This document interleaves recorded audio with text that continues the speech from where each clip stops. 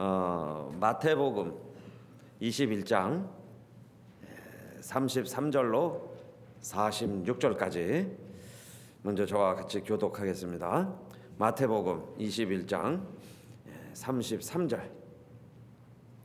다시 한 비유를 들으라. 한 집주인이 포도원을 만들고 산울로 두르고 거기 즙자는 구유를 파고 망대를 짓고 농부들에게 세로 주고 타국에 갔더니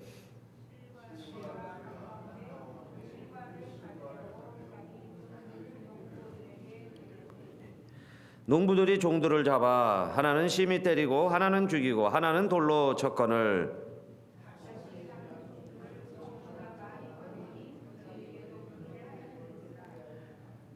후에 자기 아들을 보내며 가로되 저희가 내 아들은 공경하리라 하였더니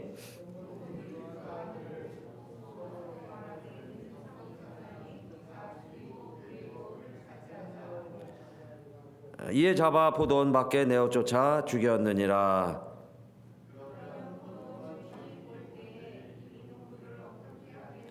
저희가 말하되 이 악한 자들을 진멸하고 포도원은 제때에 실과를 바칠 만한 다른 농부들에게 새로 줄지니이다.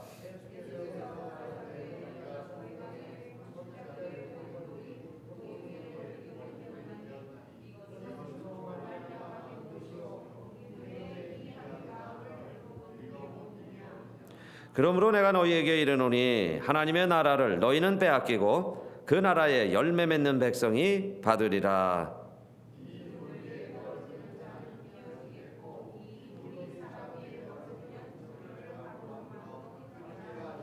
대제사장들과 바리새인들이 예수의 비유를 듣고 자기들을 가리켜 말씀하심인 줄 알고 잡고자 하나 무리를 무서워하니 이는 저희가 예수를 선지자로 알미었더라. 아멘. 아멘. 예, 오늘 마태복음 21장에 있는 이 말씀은 마가복음 12장 1절로 12절 또 누가복음 20장 9절로 19절까지에도 나오는 말씀입니다. 지난주에 수요일 날 기억하시나요? 지난 수요일 날 말씀은 뭐 달란트가 아니고 뭐라고 그랬어요? 누가복음은 마태복음은 달란트의 비유고 누가복음은 무엇의 비유 그랬는데 문화의 비유 그랬죠. 문화 이야기. 한 문화씩 10종을 불러서 주인이 주고 장사하라 그랬는데 한 종은 한 문화로 10문화를 남겼어요. 그래서 10고를 다스리라 그렇게 됐고 또 어떤 종은 한 문화로 5문화를 5뺄 이윤을 남겼습니다. 그랬더니 주인이 와서 이제 왕이 돌아온 거죠. 왕이 돼서 왔죠. 그랬더니 너는 5고를 다스리라 그랬어요. 그런데 한 문화를 맡은 사람은 한 문화를 어떻게 해서 왔나요? 수건에 싸서 그대로 아주 귀하게 잘 모셔서 가지고는 왔습니다. 그런데 악하고 게으른 종 칭함을 받았죠. 왜 이 한 문화 맡은 사람은 수건에 그냥 쌌다 그랬어요? 무엇 때문에 그랬죠?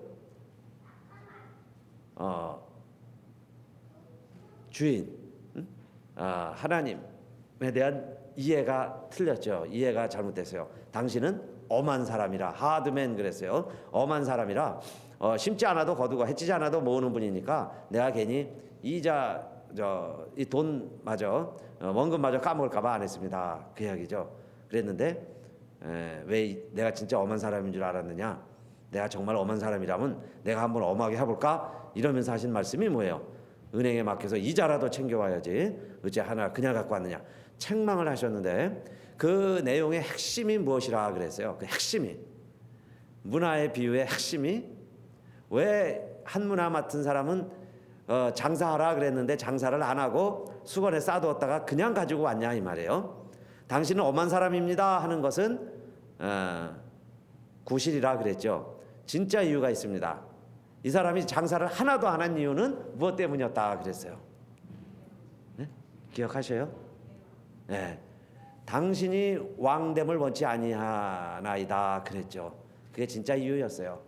지금 자기의 주인인데 이 주인이요 왕위를 받아가지고 와서 그 통치를 하게 되는데 그 주인이 잠깐 없는 사이에 이 사람이 왕 노릇하는 게 싫다는 거예요. 왕이 되는 거 싫어했어요. 그래서 사실은 아무 일도 안 한 거죠. 장사도 안 하고. 그랬을 때 주인이 오면 어떻게 하겠느냐. 내어 쫓으라 그랬죠. 진멸하라 그랬어요. 자, 그래서 오늘 이어서 이 말씀을 이제 이렇게 준비를 했습니다. 그 종은 자, 왕됨을 싫어해서 결국 다 함께 정말 왕국 잔치, 천국 잔치를 노리는 데서 제외됐죠. 자, 오늘 이 비유의 말씀은 역시 예수님이 연장선상에서 하시는 말씀인데 이제는 포도원 비유로 다시 하시는 거예요. 이게 어떤 포도원 주인이 포도원을 만들고 산울을 두르고 이건 울타리를 말하죠. 저 집 짜는 구유까지 포도즙을 만드는 툴까지 다 또 웅덩이까지 다 준비해 놓고 그 다음에 망대까지 지었다 그랬죠. 망대. 들짐승들이 오지 못하도록 도적들이 포도 빼앗아 가지 못하도록 다 해놓고 그 다음에 농부를 불러서 농사를 지어라 그랬죠. 그 대신에 자 이제 실과 맺힐 때가 되면 내가 세를 받으러 보낼 테니까 자 그 세를 준비해라 그랬습니다. 그래서 이제 포도 거둘 때가 된 거죠. 그래서 세를 받기 위해서 그 포도원 주인이 멀리 가 있다가 먼 나라에 있다가 자기의 종들을 보냈어요. 그래서 자 세를 바쳐라 그랬더니 이 농부들이 포도원에서 일하다 보니까 자기 주인인 양 이제 행세가 하는 거죠. 그래서 또 포도 소출을 바치기가 싫은 거예요. 빼앗기는 것 같죠. 자 그런 생각에 이 농부들이 종들을 어떻게 했다 그랬어요. 35절에 보니까 심히 때리고 하나는 죽이고 하나는 돌로 쳤다 그랬어요. 세 받으러 온 종들을 죽인 겁니다.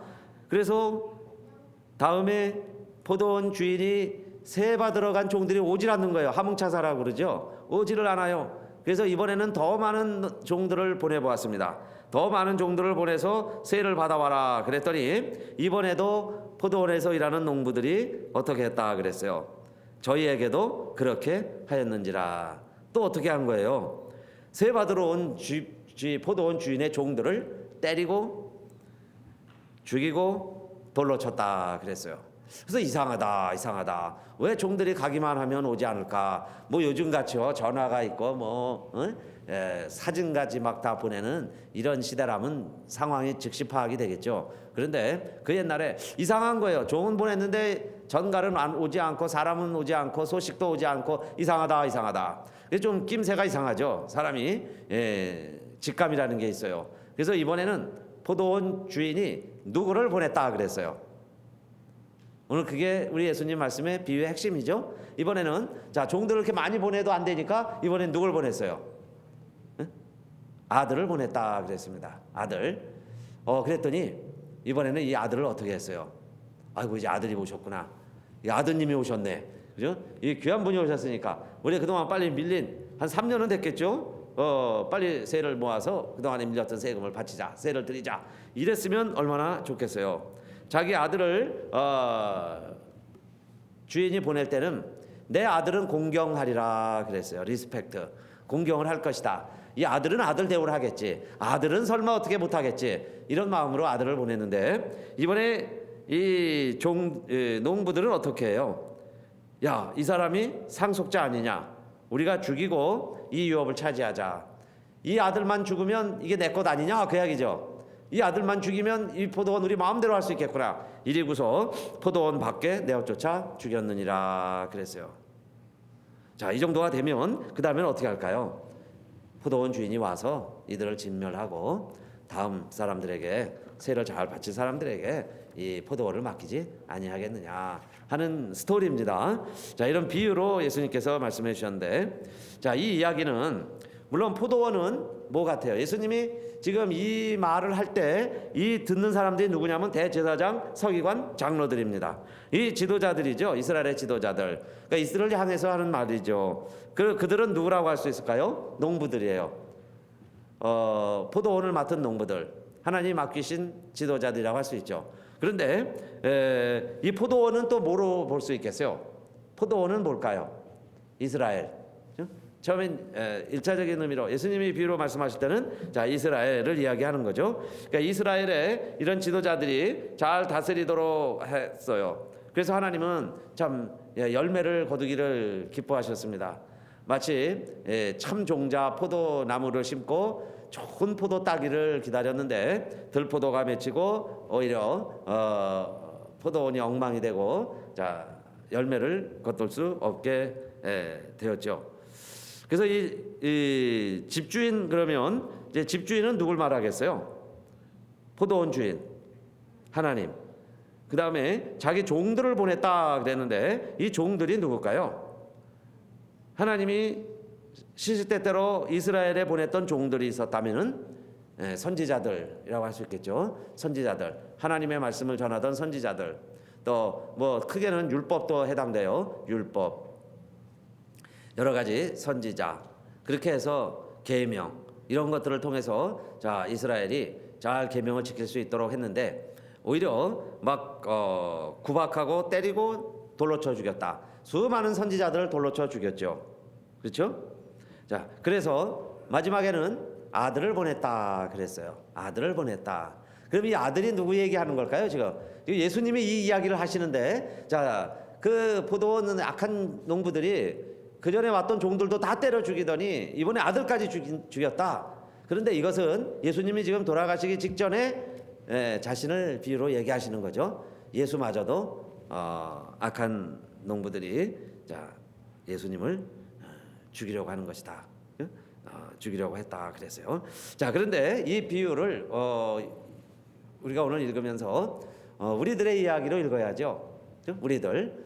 그런데 하나님은 포도원을 맡기실 때 포도원 농부가 모든 것을 다 준비해 놓고 맡기셨죠. 포도원을 만들어 놓고 울타리도 치고 구유도 파고 망대까지 세우고, 그리고 또 아무 때나 세를 요구한 게 아니에요. 실과 맺을 때쯤 돼서 그들이 다 수확을 했으니까, 그래서 약속한 약속한 포도 그 양만큼 이 종들에게 바치라 드리라 그랬는데, 결국 그렇게 하지를 못하죠. 그러니까 이것은 곧 하나님이 세상을 만들어 놓으시고 그 다음에 이 포도원과 같은 이 아름다운 세상, 모든 것을 다 만들어 놓으셨죠. 하나님의 보시기에 좋았더라. 다 만들어 놓으신 거예요. 그리고는 우리의 모양과 우리의 형상대로 사람을 만들자. 그리고 그 사람들을 마치 농부처럼 하나님이 포도원 관리하는 이 세상 청지기로 사람 아담과 여자를 지어주신 거예요. 아담과 이브를. 그래서 그들에게 하나님이 말씀하신 게 뭐예요? 실과 맺을 때쯤 되면 실과를 맺어라. 그 이야기는 똑같이 아담과 하와에게 하나님이 약속하신 게 있죠. 너희가 생육하고 번성하고 땅에 충만하라. 이 모든 것들을 잘 다스려라 그랬어요. 이걸 잘 다스려라. 이게 너희에게 맡기는 포도원이다. 주인이 없지만은 내가 주인처럼. 사람들에게요, 이 세상을 주신 거예요. 하나님이 이 세상을 잘 가꾸어 보아라. 그런 마음으로 하나님께서 사람들에게 포도원을 맡겼는데, 그만 그동안에 왔던 선지자들 많이 있죠. 수 없는 선지자들을 죽이고 율법을 범하고 결국은 하나님 약속대로 살질 않고 하나님 등진 인생이 되었죠. 그게 바로 오늘 예수님 비유가 설명하려고 하는 거죠. 우리 이스라엘은, 우리 모두가 다 하나님의 뜻대로 포도원을 만들어서 실과도 따고 또 주인에게도 드리고, 그 다음 남은 건 다 누구 거 되겠어요? 농부들 거죠. 자기들 마음대로 먹고 마시고 뭐 포도주 만들고 그래도 돼요. 그렇게 행복하게 주인이 온다고 그랬으니까 오실 주님의 약속을 기다리면서 이 세상 포도원을 그렇게 아름답게 가꾸면 얼마나 좋았을까요? 그렇죠? 농부들끼리 협조하면서 서로 협력하면서 때를 따라서 비가 오면 비 받아가면서, 모내기 할 땐 좀 뭐 좀 내가면서 벌레 잡아가면서 포도원에 포도를 아름답게 따서 아름답게 만들어서 그렇게 지내면 얼마나 행복한 포도원이 되겠어요. 그게 바로 하나님이 포도원을 만드신 목적이고 하나님이 세상을 창조하신 목적이라고도 할 수 있습니다. 그런데 그 준비를 다 해놓은 그 포도원 주인 농부의 뜻과는 달리 농부들의 반응은 전부 때리고 죽이고 돌로 쳤다 그랬어요. 그리고 결국에는 아들까지 죽이게 되었다 그랬습니다. 그런데 여러분 한번 제가 질문해 볼게요. 정답이 뭐 있는 건 아니고 여러분이 한번 잘 생각을 해보세요. 이 농부들이 왜 아들을 죽이려고 그랬을까요? 농부들이 왜 아들을 죽이자 그랬어요? 왜 죽였을까요? 요 예수님 비유에도 나오죠. 아들이 상속자니까. 그렇죠? 상속자. 이 다음에 포도원의 주인이다 이야기예요. 그러니까 이 아들을 죽이면 포도원이 누구 거 될 수 있을까요? 이 아들만 죽이면 이 포도원이 농부들, 청직이, 종들이 일하는 청직이죠. 그런 농부들이 야 이게 우리 게 될 수 있네? 이렇게 생각을 했다 이야기예요. 이거는 농부들의 생각이죠. 자기들의 생각. 그런데 이 농부들이 왜 그런 생각을 했을까? 이 말씀이에요. 그게 중요한 거죠. 왜 농부들이 상속자를 죽이면 우리 것이 될 것이다 이렇게 생각을 했을까요? 그걸 뭐라 그래요? 그런 게 뭘까요? 그런 생각을 뭐라고 말할까요? 네? 정답이 있는 건 아니고 여러분이 생각을 해보세요. 그걸 뭐라고 그래요? 이 아들이에요. 상속자예요. 유업을 이을 자예요. 외아들이에요. 이놈만 죽으면 이건 우리 거야. 이런 생각이 어디에서 시작된 거예요? 이게 옳은 생각이에요? 잘못된 생각이에요? 바른 생각이에요? 그런 생각이에요? 그렇죠? 그걸 뭐라고 그래요? 욕심이라 그러죠. 욕심. 내가 꿈꿔서는 안 될 걸 욕심이라 그래요. 결국 이 욕심 때문에 지금까지 왔던 선지자들을 다 죽인 겁니다. 대제사장들이 앞장서서, 그렇죠? 서기관들이, 장로들이 합세해서 선지자라는 선지자들은 의로운 사람은 의로운 사람들을 다 죽였는데 마지막에 아들까지 죽이더라 그 이야기죠. 그게 우리 인간의 모습이고 하나님이 보실 때 자 선악과만은 따먹지 말아라. 그러나 이 모든 것은 다 너희 마음대로 해라. 그런데 선악과를 보고도 욕심이 생기는 거예요. 그것만 안 먹으면 그 에덴 동산에요. 선악과보다 100배나 더 달고 맛있는 과일들이 많이 있는데 100가지 이상 더 많이 있는데 왜 하필이면 그거까지 먹어야 되냐 이 말이에요. 그거 안 먹다고 배고프고 그거 안 먹었다고 부족하고 뭐 영양실조 걸리고 이런 건 아니죠. 근데 왜 그것까지 먹어야 돼요? 욕심이라는 거예요. 자기에게 다 있는데 다른 것을 탐내는 마음, 이게 욕심이죠. 나의 자족하는 마음 없이 그저 허황된 것을 자꾸 추구하는 게 욕심이라는 거예요. 뭐 목말라서 물 마시는 게 아니에요. 배고파서 떡 한 조각 먹는 게 아니에요. 그걸 욕심이라 그래요. 욕심. 그런데 야고보서 1장 14절에 보니까 오직 각 사람이 시험 받는 것도 뭐 때문에 시험 받고 유혹 받을까요? 욕심에 끌려 미혹됨이니 그랬어요. 이 욕심 때문에 시험 드는 일이 많이 있습니다. 나의 것이 있는데도 남의 것 추구하다가 자기 분량에 족한데도 더 많은 것 추구하다가 바라보지도 말아야 될 것을 얻으려고 하다가 가지려고 하다가 그게 다 욕심이죠. 그런데 욕심이 잉태한즉 죄를 낳고 죄가 장성한즉 사망을 낳느니라 그랬어요. 결국 이 농부들은 어떻게 되죠? 주인이 왔을 때 진멸하리라 그랬죠. 진멸하고 다른 농부에게 주리라 그랬으니까 사망에 이르는 거죠. 죽을 줄 모르고 죽을 죄를 짓는 겁니다. 이게 자 욕심이 시작이 되는 거예요. 그래서 결국 사망에 이르게 되는데 그러나 주인은 어떤 입장이었어요? 주인은 1년 안 냈다고 요즘은요 우리 같으면 지금 미국 사회는 세금 한 3달만 안 내면은 난리 나죠. 집이고 뭐 차고 다 뺏길 판이에요. 3달만 안 내면은 1년이 아니라 3달만 안 내보세요. 벌써 막 액션이 들어오죠. 그런데 이 주인은 1년을 기다리고 또 다음 해 또 기다리고 그 다음에 아들까지 보내고 이렇게 했다는 건 뭘까요? 주인은 오래오래 참는 자다 하는 걸 설명하시는 거예요. 예수님께서. 그러니까 우리 하나님도 우리를 향하여 오래오래 참으시는 분이시죠. 참고 참고 또 참고 우리 하나님은 지금도 참고 계신 줄로 믿으시기를 바랍니다. 하나님은 지금도 참고 계세요. 하나님이요 지금 당장 새 맞아 그러면 저와 여러분 다 쫓겨나야 돼요. 다 진멸돼야 돼요. 이 태양 앞에 탁 녹아지듯이 우리 다 하나님 앞에 부끄러운 죄인들이에요. 그런데 살아있는 것은 여호와의 자비와 긍휼이 무궁하심으로 우리가 진멸되지 아니함이니이다. 이것이 아침마다 새로우니 주의 성실이 크도소이다. 이것은 예레미야가 나라가 망하고 나서 지은 노래 예레미야 애가에 나오는 내용이죠. 하나님이여 나의 고난과 나의 슬픔을 돌아보소서 그랬어요. 너무 힘들고 그래서 자기의 형편을 쑥이라고 그랬습니다. 쓴 쑥과 담즙을 기억하소서 그랬어요. 내 삶이 지금 쑥이고 담즙이다. 그러나 중심에 회상하온즉 그 말이죠. 다시 돌이켜 보니까 아직 살아 있어요. 살아 있다. 다른 건 하나도 없습니다. 내세울 것도 하나도 고통뿐인데 하나 보니 살아 있다는 걸 하나 때문에 내가 아직까지 살아 있구나. 살아 있다는 것 때문에 무엇이 원인이라는 걸 알았어요. 내가 살아 있다는 것이 여호와의 자비와 긍휼이구나 하는 것을 알았습니다.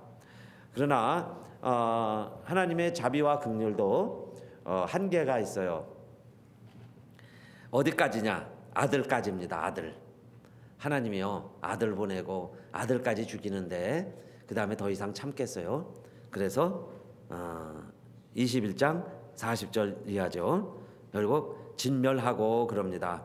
저희가 이 약한 자들을 진멸하고 포도원을 다른 농부들에게 새로 줄 것이다. 하나님도 세상을 6일 동안 만드실 때 하나님 보시기에 좋았더라 좋았더라 그랬지만 선악과를 따먹은 아담과 하와를 결국 어떻게 합니까? 에덴 동산에서 그 사람을 내어보내죠. 그 사람들을 토지를 갈게 하시고 그리고는 에덴 동산 동편으로 쫓아내시고 그곳에서 생명나무에 이르는 길을 막아요. 그룹들을 통해서 화영검을 통해서 이 생명나무 실과를 따먹지 못하도록 사람들을 내쫓은 겁니다. 그래서 우리가 영생하지 못하는 존재가 됐어요. 이것은 하나님은 무한하시죠. 정말 사랑이 무궁하시고 그러나 어느 순간 하나님은 참고 참다가 마지막에는 하나님의 마지노선이 있어요. 안 된다 하는 게 있는 거죠. 아들을 죽였다? 그러면 그래도 잘했다. 이번엔 내가 갈게. 그래서 또 왜 용서 뭐 이럴 수도 있잖아요. 스토리가. 그러나 이 약한 자들을 진멸하고 그랬고 에덴 동산에서 쫓아내시고 그랬어요. 자 그리고서는 이제 이 비유가 다 여러분 이 아들이 누구 얘기라고 그랬어요? 누구 얘기 같아요? 예수님 자신의 이야기죠. 하나님의 아들이신 예수님 이야기예요. 그러시면서 21장 42절 그 결론 밑에 보세요. 21장 42절 예수께서 가라사대 너희가 성경에 건축자들의 버린 돌이 모퉁이의 머릿돌이 되었나니 그랬는데 건축자들의 버린 돌이 모퉁이의 머릿돌이 됐다. 이것도 누구 이야기 하시는 거예요? 예수님 자신이죠. 건축자들은 이 세상 사람들이에요. 그런데 그들이 쓸모없다고 예수님을 버렸죠. 십자가에 매달아 죽였어요. 그런데 이 모퉁이의 머릿돌이 되었느니라 그랬어요. 이 모퉁이의 머릿돌이라는 것은 건물에 머릿돌이 있죠. 성전에 머릿돌이 있어요. 예수님이 이제 새로운 하나님 나라의 기초석이다, 시작이다, 기본이다, 기반이다, 반석이다 그 이야기예요. 그걸 통해서 새로운 나라, 새로운 하나님의 나라를 새로운 집을 지어가는 것이다 그 이야기입니다. 새로운 집 지어가는데 그 새로운 집이 뭐라는 거예요? 21장 43절 새로운 벽돌 하나를 가지고 하나님이 새 집을 지었어요. 그 집이 뭐냐?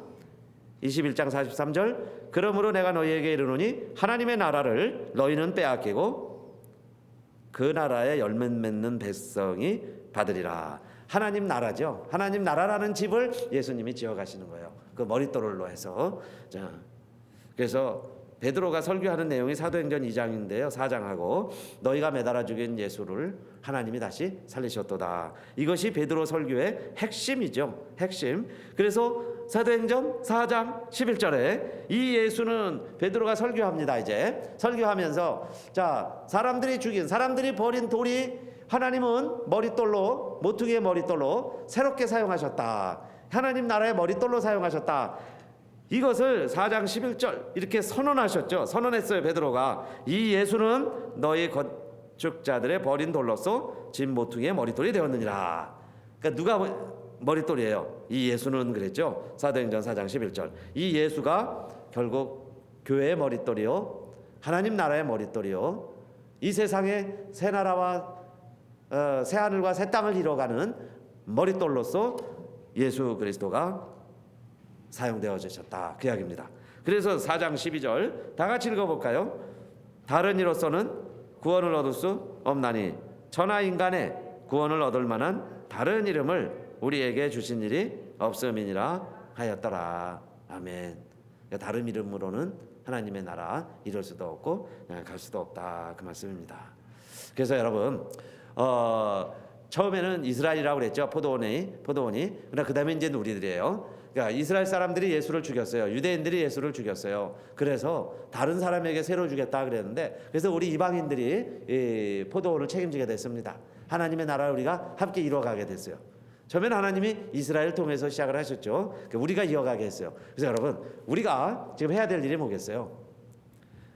내 평생 소원 이것뿐, 주의 일 하다가 주 앞에 가는 날 늘 찬송하겠네. 376장. 이 세상 이별하는 날, 주 앞에 갈 때까지 꿈같이 헛된 세상 일 취할 건 뭐냐? 이 수고 완만하여도 헛된 것 뿐일세. 376장 같이 합시다. 다 일어나서 하실까요?